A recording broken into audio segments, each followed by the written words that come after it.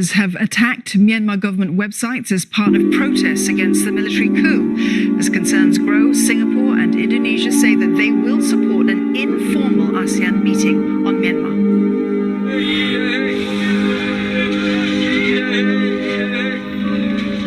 Traffic slows to a crawl in Yangon as protesters drive at a snail's pace. It's a show of opposition to the military coup. Others pretended their cars were broken down to disrupt roads. They want to block security forces from moving around and prevent people from heading to work.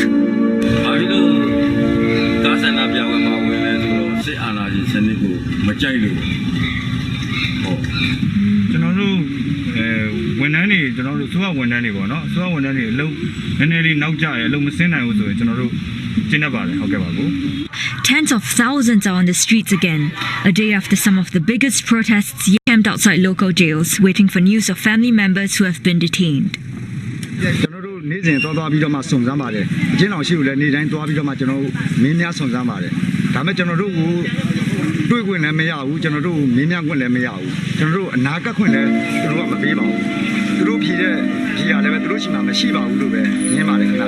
Tensions flared overnight in Mandalay after clashes between police and striking railway workers.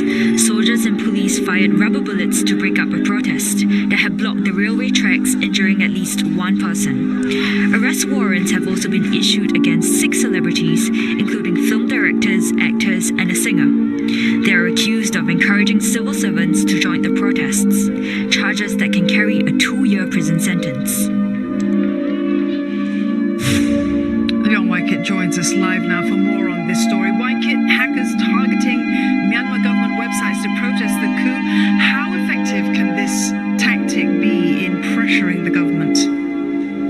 Well, Don, if you look at this as a standalone tactic, some might say it's creative, some might say it's a message to the Myanmar army. But if you look at it from the point of view of how the protests have evolved in the last 2 weeks, collectively it sends a very strong message and pressure to the Myanmar army.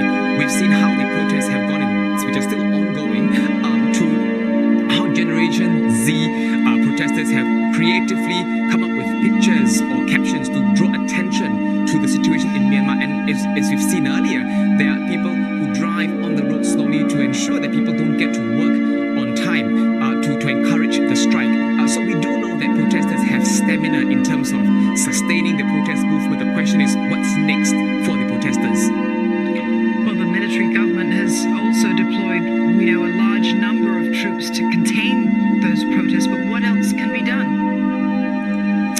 Well, the fear on everyone's minds, crackdown, bloodshed, but for now, that's not happening as yet. We have seen a range of tools that the army has been using, from your very early warnings to changing laws to blocking the internet to using live rounds, as we've seen earlier on parts of teams. That the trend is by day the protesters are allowed to go out to protest, but by night the authorities turn off the internet. They go and arrest people by night.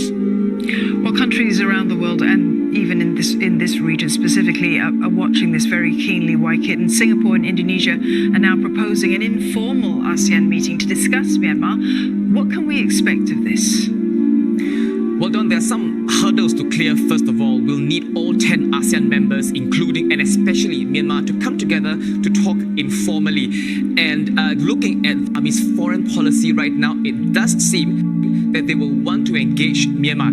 And it would make sense for the generals, because if they look inwardly, they are seeing resistance from people who fervently say no to Myanmar military. They look to the West, they see sanctions, they face international condemnation. But if they look to their backyard, you have ASEAN saying, come on Myanmar, let's quietly and let's see how things can go on. So the question really is just how much of ASEAN's constructive engagement policy with Myanmar would inspire the Myanmar army to do something.